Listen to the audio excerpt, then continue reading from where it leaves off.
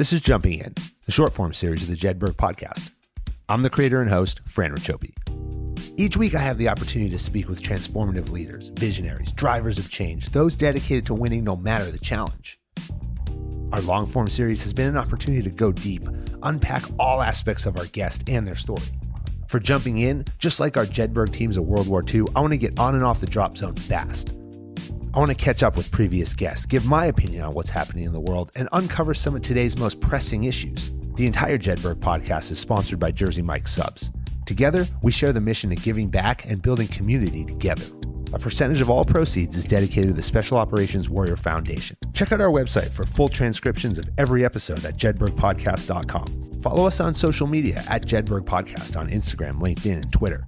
Subscribe to us wherever you listen to your podcast and watch our full video versions on YouTube. How you prepare today determines success tomorrow. Yeah, I mean, listen, the only opinions that matter to us are the opinions of the guys that come to practice every day, that are in the film sessions, that are watching the games, that are taking care of their bodies during the week, that are getting themselves in a dark place to play their best game each week. And that's the 25 guys on our team and the 19 guys that we're dressing on game day. Those are the only opinions that matter. And those are the only guys that have all the information to form a responsible opinion. So people can look at the PLL standings and say 2-8, that team sucks. Or they can really dig a little bit and say, wow, okay, look at what this team has been able to do. Given where they started out, right, where no other team in any professional sport has had a situation like that, they are now in a position. We became a dangerous team because we had nothing to lose. Do the odds of winning matter? Do you care if everyone around you says you can't? What if you know you're absolutely 100% sure what you're capable of? You're confident you can compete and win against all odds. Will you be able to motivate and lead your team to fight for victory? These are the questions Andy Towers faced this season as the head coach of the Premier Lacrosse League's Chaos Lacrosse Club. Coach Towers joined me for the third time to talk about winning against all odds as he took the Chaos to the PLL Championship for the third straight year. Winning at this level of lacrosse is never easy. A scheduling conflict between the PLL and the National Lacrosse League indoor box season created a scenario in which Coach Towers didn't have some of his top players for the first part of the year, including training camp in the first few games. Andy explains how he had to motivate both himself and his team as they struggled to find their chemistry and play together mid-season while the rest of the league continued to improve at the same pace. At 2-8, the Chaos backed into the playoffs with a 2.8% probability to get to the championship game. Last season, they won the championship with a 3.2% chance. 2 weeks and 2 wins later, Andy and the Chaos were tied with the Water Dogs at halftime of the championship game in Philadelphia. Leadership is about inspiring others towards a common goal. Leadership is about forging connections and building unity amongst the group, but also amongst each individual. Leadership is about knowing what your true capability is and relentlessly pursuing your path against all odds. Take a listen to my conversation with Andy on your favorite podcast platform. Watch the full video version with Andy on YouTube. Subscribe to us and follow at Jedburgh Podcast on all social media. Learn more about Andy Towers on Twitter at Andy Towers PLL and follow the Chaos Lacrosse Club at PLL Chaos on all social media. Coach, welcome back to the Jedburgh Podcast. Great to be back. You're the only one who's been on this show 3 times. You know what? I'm going to start bumping into people and shoving them and big timing them. I love to hear that. Right? Well, you earned a hat now. Listen, that's a major visible step forward for me, right? I'm out of coins to give you. Well, maybe you can get a cape or something. That's right. Tube top, you know? Well, it's been a year. So you were on episode 22. Yeah. That went out in August of last year. You came back on episode 29, and that went out right about this week, so 7th of October of last year. And the difference between those two conversations was the first time we met, it was right before the playoffs. And we talked about what you had to do to get to the playoffs. We're going to get into it in a few minutes, but you guys were given a 3.2 chance of winning anything when you went to the playoffs last year. Then I invited you back because everything you told me in episode 22 that you were going to have to do to win and be successful, you executed on with perfection and won the championship last year. So I said, you got to come back in and we got to talk about it. And that's what we did. But we are back. It's going to be time 3. Yep. All right. And you went back to the finals for the 3rd time in a row. We did. Which is, I mean, look, this is professional sports, and I don't care what professional sports you are in. That is a feat unto itself that is so challenging, and especially in a sport like lacrosse in the PLL, where it's not like football and baseball where you have these players all year round, and you essentially are, they are part of the team off season, in the season. You don't have that luxury. This season, a little bit like the last couple of seasons, when it started, you faced these challenges that were brought on by the fact that you don't have these guys the whole year. When the season started, what were those challenges that you faced? Because you went 2-8 in the season. Yeah. So, I mean, you look at it without doing much digging, and you can look in and say, all right, this team was 2-8. Number one, they shouldn't be in the playoffs. What a joke where a 2-8 team makes the playoffs. But the reality is, I believe that our team faced obstacles that no other team in any professional sport has ever had to face. And I'll expand on that. Yeah. We have training camp that starts up the Friday before Memorial Day weekend.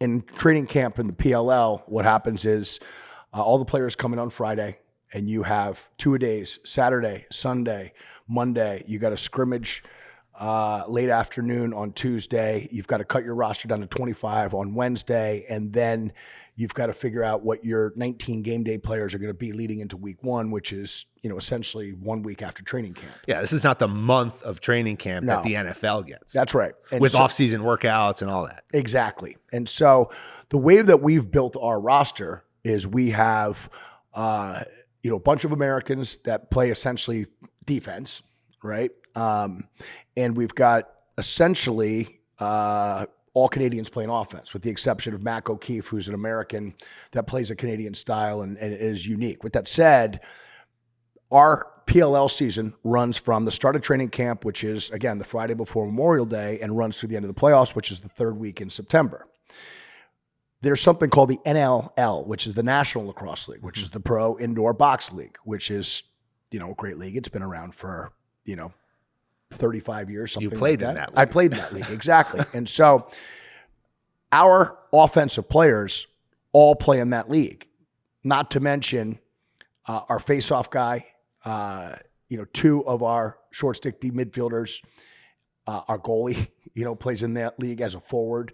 And so we've got 14 players that play in the NLL, and the NLL season last year went through the third week in June. Which is 2 weeks into your season. Which is 3 weeks into your season. 3 games into our season and training camp. So we went through our training camp, and we had 85% of our defensive personnel, right?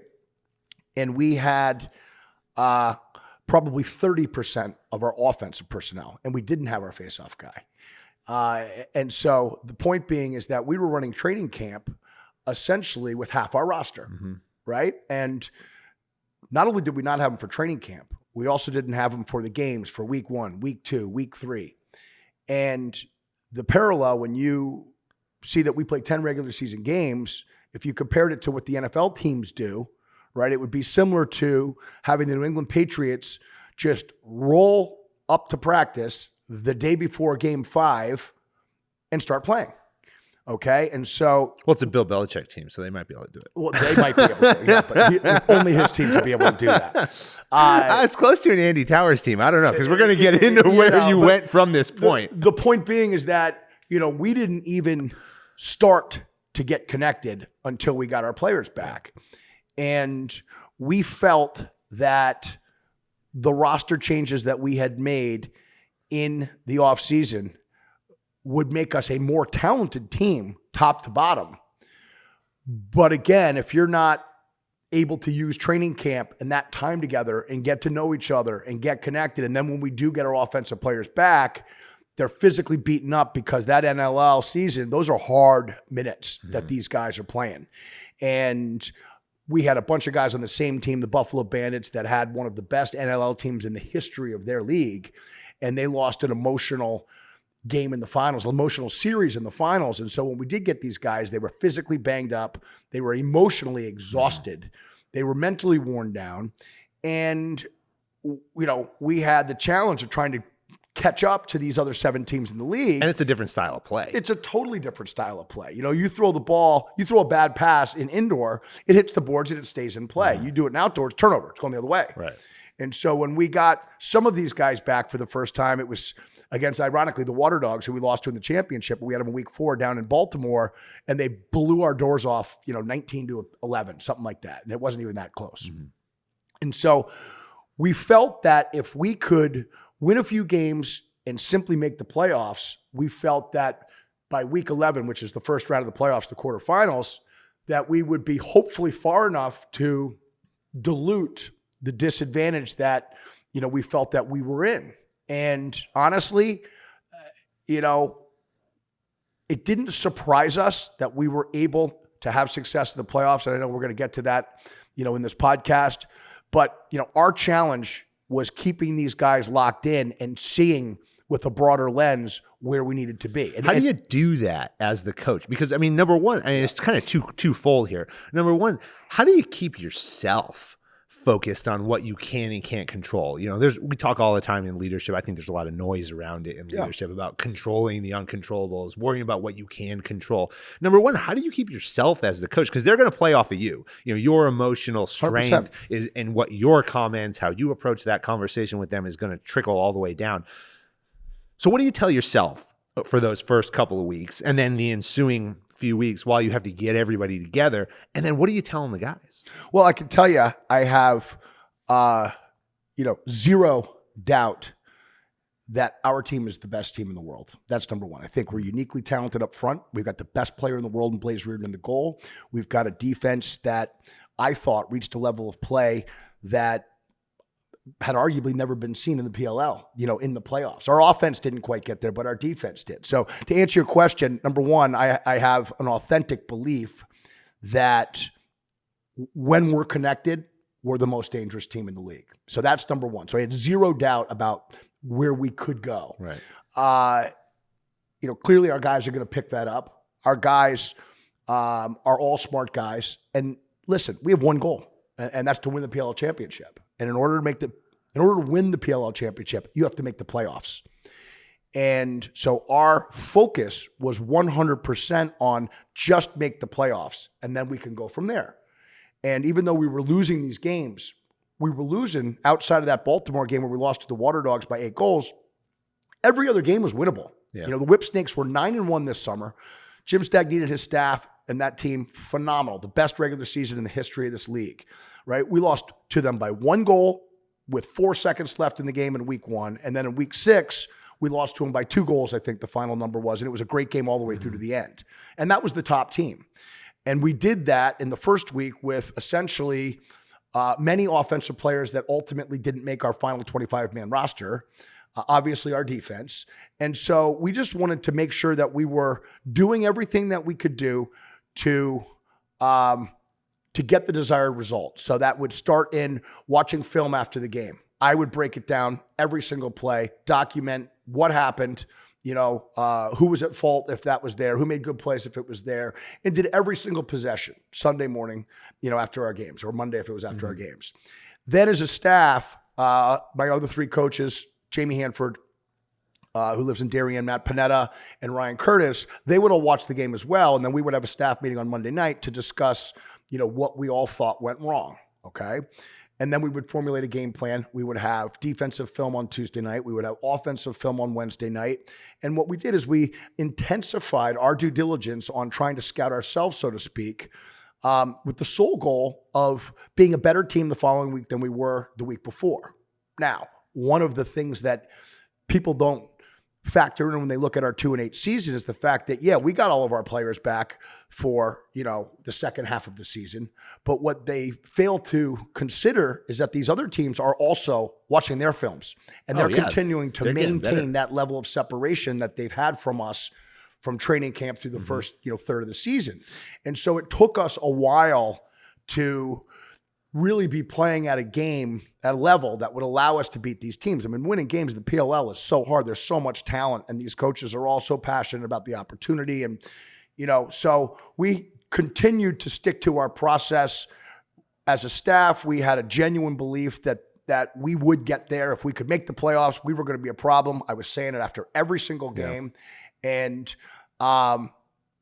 sure enough, we figured it out defensively in week I think it was week 9 in Salt Lake City, I think it was week 9 in Salt Lake City, right? And so we felt defensively that we were playing well enough that if we could get some scoring, we could start to win some of these games. And in Seattle was the first game where we played awesome on the defensive end. And offensively, we played awesome offensively. We just didn't bury our shots. Right. And while we got beat up in the middle of the field at the faceoff X, we got beat up by a guy that's, ultimately ended up being the MVP of the league, and Trevor Baptiste. And Max Adler, our guy, is, plays his best when it matters most, in the playoffs. Mm-hmm. And so I felt very confident that Max was our guy at X. I felt very confident that our defense had arrived. And I felt like we're generating high quality shots on the offensive end. We just have to bury those shots. We're going to shoot more responsibly. Right. And so even though we lost that last game in Seattle, it was our best game, start to finish. And fortunately, the Whipsnakes ended up coming back and beating the Cannons. And so we ended up getting that last playoff spot.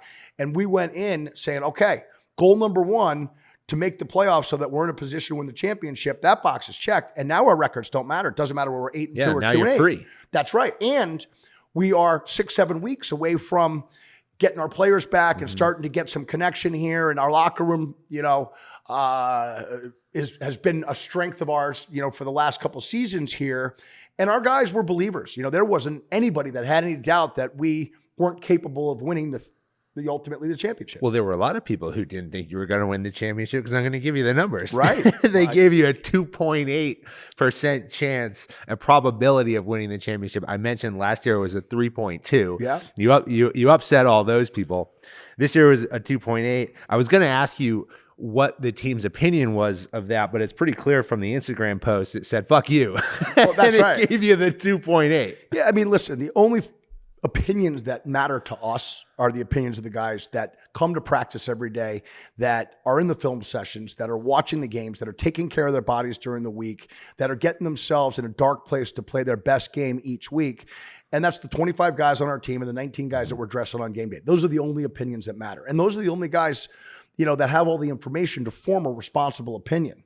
So people can look at, the PLL standings and say 2-8, that team sucks. Or they can really dig a little bit and say, wow, okay, look at what this team has been able to do, given where they started out, right, where no other team in any professional sport has had a situation like that.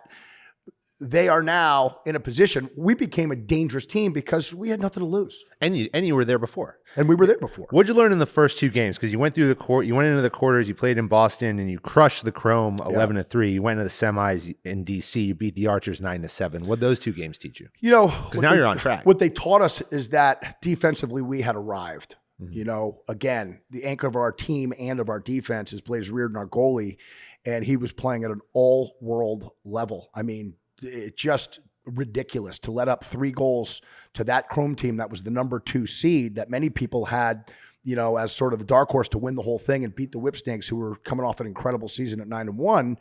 We looked at that game and we thought, wow, we pounded them in all 3 areas. We pounded them on the defensive end. Max Adler and the Wings did a great job of winning the middle of the field against a team that had beaten us up in that area 4 weeks before and out in Denver. And offensively, again, it was probably our best overall offensive performance. We put up 11 goals. We generated a lot more high quality shots than that. Sean Scanone, the Chrome goalie, played an outstanding game as well. He probably stole 5 or 6 goals from us, but we were looking at that game, walking off the field saying, you know what, we scored 11. We really feel like we could have scored 17. Right. And so our confidence was sky high, and we started to feel like, okay, this beginning of the season has been diluted here, and now we're a dangerous team going down to play the Archers in the semis, who we've had a lot of success against in the playoffs when the games matter the most. And again, it put all the pressure on the Archers. There was no pressure on us. So we were able to go watch the film, make improvements, evolve offensively. One of the things that I thought we did well as a staff, to a point, was we made sure that the team that we were going to play next was going to see a different offensive scheme than the one that they were able to see on film in the past 2, 3, 4 games that we had played. So we were very conscious to evolve offensively. And I think that it helped us. But in hindsight, if I look back on the fact that we ended up losing the playoffs, I know we'll get to that, or in the championship, maybe I got away too far from using what got us there at the expense of trying to be new and unscoutable. And it's, an area of opportunity for improvement for me as we look to go in to the 2023 season next summer. That's a good way to look at it. When we talk about humility, but I mean, you start with, when we assess our teams and our organizations, I tell leaders all the time, start with yourself. If you start with yourself and you think, where can I do better? Yeah. And, is the challenge that we face a byproduct of the decisions I made, or is it a byproduct of some existential factor? Once you start to break that down, I always tell people 9 out of 10 times the truth is in the middle, and you can look internally first, say, yep, I could have done a couple things better here and there. Other people could do some things better, and now let's get at it. Let's have that honest conversation, and let's do it. I love that, Fran. I don't think there's any doubt about it that, our job as coaches is to get our teams connected the best that we can. And in order to do that, to take the blame yourself for things that go wrong and deflect the credit to the team that, when they do things well, there's no question that is an authentic unifier to connector. But it's also the truth. Yeah, and people see that. Let's talk about the championship. So played in Philadelphia against the Water Dogs. They were the fifth seed. You guys came out to a quick start, 3 goals right off the jump. Yeah, we came into the game, again, feeling like the pressure was all on the Water Dogs. As a team that was 2-8 and picked by such a low amount of people to win, we felt like the pressure was on them. But Andy Copeland, the coach of the Water Dogs, he's a phenomenal coach. He did a tremendous job with his team. And that team also overcame, some challenges over the course of the season, especially on the injury front. And so we knew it was going to be a really tough game. They also provided a really unique challenge in the middle of the field with their face-off unit, which is essentially the Team Canada face-off unit with Jake Withers at the X, and their 2 wings that are so good in Courier and Ryland Reese. But we had a lot of confidence in Max Adler, and we felt that we had a good plan going into that game. And, ironically, Max Adler controlled probably 60 to 65% of the face-offs. But Jake Withers is a uniquely talented guy at a position that's very important in the game of lacrosse at the face-off X. And he was able to, win some ground ball situations that, really were kind of jaw-dropping to some degree. You kind of can't believe it's happening until you're watching it happen. And while our guys fought tooth and nail and gave it everything they had, that was an area of the game that, at least in the second half, started to turn to their advantage to some degree. But in the first half, we felt like we were getting depth in our offensive possessions, generating high-quality shots, taking responsible shots, putting pressure on the Water Dogs goalie to have to move to make the saves. And we got off to a fast start, felt great about it. And we thought at one point we were up 4-0 when Matt Reese came down in transition and banged what was a 2. Ultimately, it was challenged and reversed to a 1. But we got off to a good start. I want to ask about the 2-point shots, because they play a factor in a lot of these games. They played a factor in the first half, like you said, but they also played a factor for you guys in the second half, because it was even at 5 at the half. You go into the third quarter, Water Dogs come back with 4 back-to-back, right into the second half. But then you have a 2-point shot by Matt Reese. What's the deal with the 2-point shot? It's something that is a real weapon in the league. And the field is 10 yards shorter than your traditional field, outdoor lacrosse field, Division I lacrosse field, right? And so if you are hunting transition, you can create some really high quality scoring opportunities, right? And so, all the polls on our team have the green light to pull the trigger if they get that opportunity. And really it comes down to what the opposing defense decides to give up, which will either translate to 2-point opportunities or potentially inside stuff, assuming you have a man advantage, right? And so we did a good job of executing, and Matt Reese has an absolute hammer.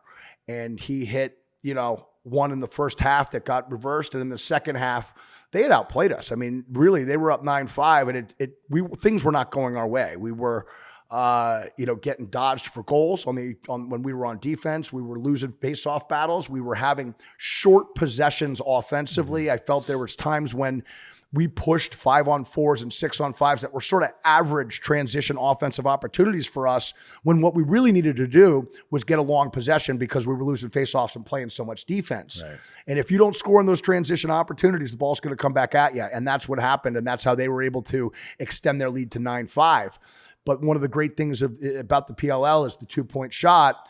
And certainly you can get back in the game relatively quickly. And we were able to do that, even though we were drastically outplayed for the first 10 minutes of that third quarter. a single 2-bomb from Matt Reese takes it from 9-5, where you start to feel like you're losing control here, to right back in a 1-possession game again. Yeah. Well, you lost by 2, but 3 years into the finals, like you said, and I want to read a quote by you at the end of the game. You said, we started out out front. To their credit, they made a great comeback, took control. We got our opportunities. I couldn't be happier for our guys. Certainly we're disappointed in the loss, but our team has a ton to be proud of. What are you proud of? So honestly, if you measure your success in a season, in any sport, by how far you came, I don't think there's any doubt that where we started to where we finished, from having a limited number of rostered players at training camp, to losing the championship by 2 goals after a 2-8 regular season, that distance covered to me is a lot greater than the distance covered the year before, when we actually won the championship and accomplished our goal. Again, super disappointed in the lost opportunity of winning that championship game. It's tough to get there. It's really tough to get there, and that hurts. But after having some time to sort of see the season as a whole from a broader lens, I feel like the distance covered was the greatest that I've ever been a part of. And it just so happens that it was this season in the PLL. And so that's what I meant by I couldn't be prouder of our guys to stick to the mission, stay confident in what we're trying to do, stay together, drown out all the fucking noise. And it's a tribute really to the mental toughness of our players and how much belief they have in one another. And they never lost that, regardless of how our season was going. And in the end, that's what carried us, to the championship game. And while we fell short, there was no shame in our body of work. Yeah, we talk about emotional strength. That's what I think about when you say this, and you think about the emotional strength that's required from every person, on that team, because it's so easy as you're going through the season and you're down and you don't have your players and you're losing games, and then you get them back and you're still losing games, to so easily forget about the success of last year, forget about the work you did in the offseason, and bring everybody in and look forward and say, screw the past. I'm not worried about it. One day at a time. What do we have to do to get better? You talked about the goal and that first goal, making the playoffs, identifying that vision, sticking to that vision, knowing the mission, and keeping your team and every single person there aligned to that mission. I mean, that's how dynasties are created. And really, when you think about it, and you think about the greatest teams and the greatest organizations in the world,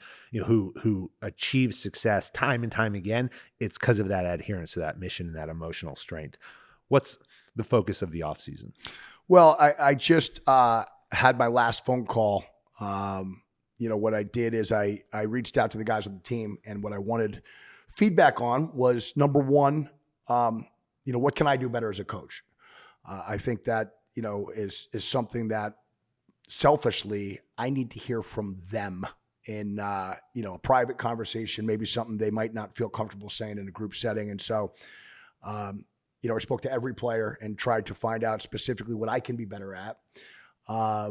In addition, I wanted to know about the things that they thought were good, that things that they want to keep going towards next season. And then lastly, what do we want to change? What went wrong this year where those are fixable situations that we can come in and, again, keep the positives, address the negatives, as a whole and as a locker room. And then selfishly, I want to know what everybody thinks I can be better at. And then we're going to summarize that, and we're going to submit that back to the team as an email so that they understand that their time wasn't wasted in this process. And most importantly, we're all cemented with the same focus and vision for what we need to do to go out and win the championship next summer. Yeah. 4 in a row? 4 in a row would be great, but I would rather have a second championship is really what I would rather have. Well, the good news about the PLL is you get a chance next year to earn it again. No doubt. And I couldn't be more happy. Frankly, I wish it was starting tomorrow. Yeah. Well, Coach, appreciate you coming into the War Barn, spending some time with me, talking about the season.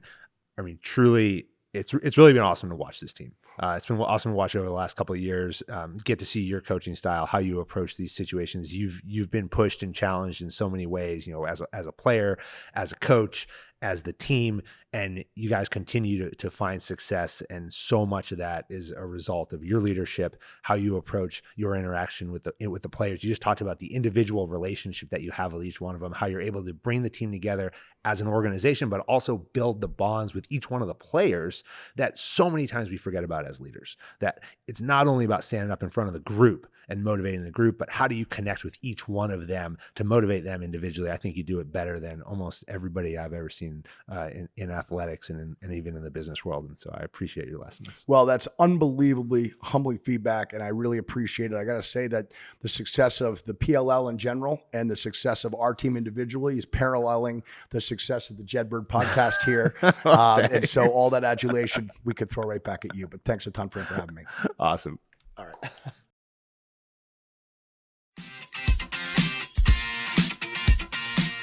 American Jedburghs went out to form the foundation of the United States Special Forces and the Special Activities Directorate of the Central Intelligence Agency.